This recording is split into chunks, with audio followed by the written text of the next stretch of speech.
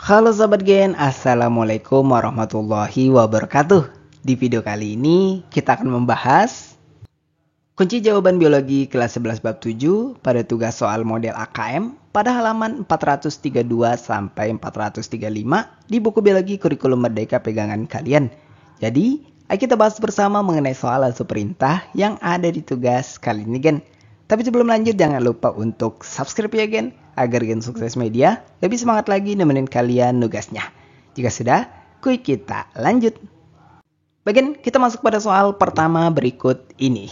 Tentunya berdasarkan rujukan teks informasi dengan judul alkohol dan kecelakaan lalu lintas yang pada halaman 432. Kita gunakan rujukan ini untuk menjawab soal nomor 1 sampai 5. Kita masuk terlebih dahulu pada soal pertama berikut ini. Berdasarkan informasi, pada bacaan tersebut berilah tanda centang pada kolom benar atau salah untuk setiap pernyataan yang ada 5 ini Gen. Dan berikut ini adalah hasil analisis terhadap pernyataan yang dianggap benar dan pernyataan yang dianggap salah. Untuk pernyataan pertama dianggap benar karena berdasarkan bacaan konsumsi alkohol meningkatkan produksi GABA yang berfungsi sebagai neurotransmitter penghambat, menyebabkan efek sedatif. Untuk pernyataan kedua dianggap benar, karena dalam bacaan disebutkan bahwa konsumsi alkohol menyebabkan gejala seperti gaya berjalan goyah, gangguan memori, hingga penurunan refleks. Ini merupakan kumpulan gejala yang disebut mabuk. Ketiga, pernyataannya dianggap salah, karena meskipun alkohol berkontribusi terhadap kecelakaan lalu lintas, tidak semua kecelakaan disebabkan oleh konsumsi alkohol. Ada faktor lain seperti kondisi jalan, cuaca, dan kelalaian pengemudi yang tidak terpengaruh oleh alkohol. Untuk pernyataan keempat juga dianggap salah, karena dari grafik terlihat bahwa kecepatan rata-rata laki-laki selalu lebih tinggi dibandingkan perempuan pada setiap kadar alkohol dalam darah. Kecepatan yang lebih tinggi umumnya berhubungan dengan resiko kecelakaan yang lebih besar, bukan resiko terhindar dari kecelakaan. Untuk pernyataan kelima atau terakhir pada soal 1 ini dianggap salah, karena perbedaan kecepatan rata-rata antara laki-laki dan perempuan pada setiap kadar alkohol diketahui adalah sebagai berikut. Dari perhitungan yang ada berdasarkan grafik tersebut, selisih terbesar adalah pada kadar alkohol 0,00%, yaitu sebesar 15,05 km per jam. Bukan pada 0,08% kadar alkohol dalam darah yang hanya menghasilkan selisih antara kecepatan rata-rata laki-laki dan perempuan sebesar 14,83 km per jam. Kemudian kita masuk pada soal kedua berikut. Bagaimana hubungan antara kadar alkohol dalam darah dan tingkat kecelakaan yang mungkin terjadi? Bagian berikut adalah pembahasannya. Semakin tinggi kadar alkohol dalam darah, semakin besar kemungkinan terjadinya kecelakaan lalu lintas. Alkohol menurunkan kepekaan, memperlambat refleks, serta mengganggu koordinasi tubuh dan konsentrasi, sehingga meningkatkan risiko kecelakaan atau kesalahan saat mengemudi. Ini diketahui bahwa peningkatan kadar alkohol dalam darah tidak hanya meningkatkan risiko kecelakaan, tetapi juga menyebabkan pengemudi ini lebih leluasa melaju lebih cepat, yang semakin memperbesar potensi kecelakaan fatal. Bagian kita masuk pada soal ketiga. Ini termasuk soal pilihan ganda. Efek samping konsumsi alkohol yang paling tidak berisiko menyebabkan terjadinya kecelakaan lalu lintas adalah titik-titik.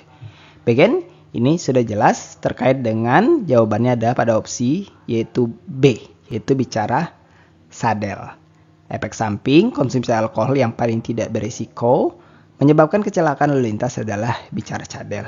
Adapun penglihatan tidak jelas, gaya berjalan goyah ini berkaitan dengan keseimbangan, gerak refleks melambat ini juga termasuk berkaitan dengan peningkatan risiko, dan kondisi mental tidak stabil juga dapat menyebabkan pengambilan keputusan yang berisiko saat berkendara.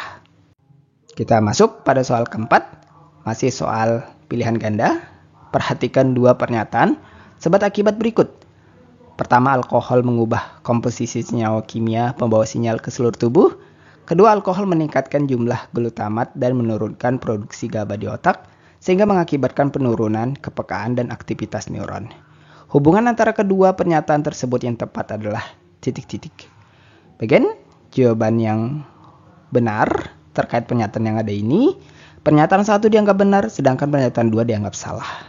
Pernyataan 1 benar karena alkohol memang mengubah komposisi senyawa kimia di otak yang mengatur sinyal tubuh. Pernyataan kedua dianggap salah karena alkohol justru menekan glutamat dan meningkatkan GABA, bukan sebaliknya. Jadi karena pernyataan 2 salah, maka jawaban yang sesuai dengan opsi yang ada, pernyataan 1 benar, sedangkan pernyataan 2 salah. Kita masuk untuk soal kelima berikut, Gen. Mengkonsumsi alkohol dapat menyebabkan timbulnya masalah sosial di masyarakat. Tuliskan 2 contoh masalah sosial yang muncul akibat konsumsi alkohol selain kecelakaan lalu lintas.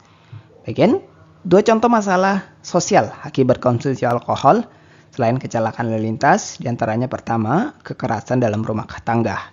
Alkohol dapat meningkatkan agresivitas seseorang, sehingga berisiko menyebabkan kekerasan terhadap pasangan atau anggota keluarga lainnya. Kedua, tindak kriminal.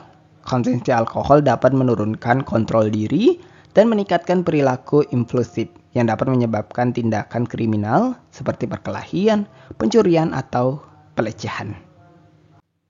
Bagian kita lanjut pada sesi kedua berikut ini, yaitu soal nomor 6-10 dengan rujukan teks informasi yang berbeda. Kali ini dengan judul gerak refleks dan waktu reaksi. Kita masuk terlebih dahulu pada soal ke-6. Berilah tanda centang pada alur perjalanan stimulus hingga menghasilkan respon yang benar. Bagian berdasarkan pernyataan yang ada ini, didapat bahwa yang benar adalah opsi kedua, yaitu reseptor, neuron sensori, neuron relay, neuron motor, dan otot. Alur perjalanan stimulus hingga menghasilkan respon dalam sistem saraf melibatkan urutan, yaitu reseptor mendeteksi rangsangan, neuron sensori menghantarkan impuls dari reseptor ke sumsum tulang belakang atau otak, neuron relay menghubungkan neuron sensori dengan neuron motor di dalam sistem saraf pusat, kemudian neuron motor menghantarkan impuls dari sistem saraf pusat ke efektor, kemudian kelima ini otot melakukan respon sesuai perintah dari neuron motor. Adapun untuk pilihan pertama salah karena neuron motor seharusnya setelah neuron relay, bukan sebelumnya. Dan pilihan ketiga salah karena neuron sensori tidak muncul 2 kali secara berurutan dalam jalur yang benar. Kalian bisa cocokkan ketiga pernyataan yang ada ini dengan gambar yang ada pada teks informasi tersebut, Ken. Kita masuk untuk soal ke-7 berikut ini. Pilihlah satu jawaban yang benar. Pada bagian alur, refleks menampilkan tangan yang berjarak dekat dengan lilin yang menyala. Respon apa yang akan dilakukan jika neuron motorik pada tangan tersebut diblok sehingga tidak bisa menghantarkan impuls? Bagian jawaban yang benar ada pada opsi C, di mana orang tersebut tidak melakukan tindakan apapun karena impuls ke efektor diblok. Di mana penjelasan refleks menarik tangan dari api adalah refleks sederhana yang melibatkan busur refleks, yaitu reseptor di kulit mendeteksi panas, kemudian neuron sensori mengirim impuls ke sumsum tulang belakang. Karena ini refleks yang berkaitan dengan anggota gerak, maka dikirim ke sumsum tulang belakang atau medula spinalis. Kemudian neuron relay di sumsum tulang belakang meneruskan impuls ke neuron motor. Nah, neuron motor mengirimkan impuls ke otot tangan untuk menariknya menjauhi dari api. Nah, karena atau jika neuron motor ini diblok, maka impuls tidak bisa mencapai efektor yaitu otot tangan. Akibatnya meskipun orang tersebut masih bisa merasakan panas karena neuron sensori masih berfungsi mendeteksi panas, tetapi tidak akan ada gerakan refleks karena otot tadi tidak menerima perintah alias diblok untuk terjadinya kontraksi. Bagian kita masuk pada soal ke-8. Berdasarkan data pada tabel, berapa rata-rata jarak tangkap penggaris oleh siswa B? Bagian diketahui data jarak tangkap penggaris dalam milimeter pada 7 percobaan yang ada pada tabel, yaitu sebagai berikut: 117, 120, 115, 16, 123, 125, 16. Rata-rata jarak tangkap penggaris oleh siswa B dapat dihitung dengan rumus rata-rata sebagai berikut, yaitu rata-rata sama dengan jarak tangkap, kita jumlahkan seluruhnya dibagi jumlah percobaan. Maka kita jumlahkan data jarak tangkap penggaris yang diketahui dibagi jumlah 7 percobaan atau jumlah 7 kali pengulangan. Sehingga jumlahnya didapat 812 dibagi 7 sama dengan 116. Dengan kesimpulan rata-rata jarak tangkap penggaris oleh siswa B adalah 116 mm. Baiklah, kita masuk pada soal 9 berikut ini. Waktu reaksi dapat dihitung dengan menggunakan rumus sebagai berikut. Hitunglah waktu reaksi siswa B saat menangkap penggaris. Gunakan ketelitian hingga 3 angka. Baiklah, diketahui dari perhitungan sebelumnya, rata-rata jarak tangkap siswa B adalah 116 mm. Sehingga dikonversi ke cm, yaitu didapat 11,6 cm. Kenapa harus diubah? Ya karena sesuai rumus yang diketahui dari soal ini. Nah, rumus waktu reaksinya kita bisa tulis lagi. Rata-rata jarak tangkap dibagi 490, kemudian diakarkan. Sehingga didapat, kita masukkan nilai yang diketahui. 11,6 dibagi 490, itu kita rangkapkan. Sehingga didapat dengan menggunakan kalkulator, yaitu waktu reaksi siswa B saat menangkap penggaris adalah 0,154 detik. Kemudian kita masuk pada soal ke-10 berikut ini sebagai soal terakhir kita di sesi tugas kali ini. Jelaskan hubungan yang terjadi antara jarak tangkap penggaris dan waktu reaksi berdasarkan data percobaan. Kemudian berdasarkan data percobaan dan juga beberapa rumus yang digunakan pada perhitungan sebelumnya, terdapat hubungan berbanding lurus antara jarak tangkap penggaris dan waktu reaksi. Semakin besar jarak tangkap penggaris, maka semakin lama waktu reaksi seseorang. Sebaliknya, jika jarak tangkap lebih kecil, maka waktu reaksi lebih cepat. Hal ini terjadi karena jarak tangkap menunjukkan seberapa jauh penggaris jatuh sebelum ditangkap, yang bergantung pada kecepatan refleks seseorang dalam merespons stimulus. Jadi, waktu reaksi seseorang dapat diukur dengan melihat seberapa jauh penggaris jatuh sebelum berhasil ditangkap. Nah, itulah pembahasan sekilas kita untuk kunci jawaban biologi kelas 11 bab 7 pada sesi tugas soal model AKM pada halaman 432 sampai 435 di buku pegangan biologi kurikulum merdeka.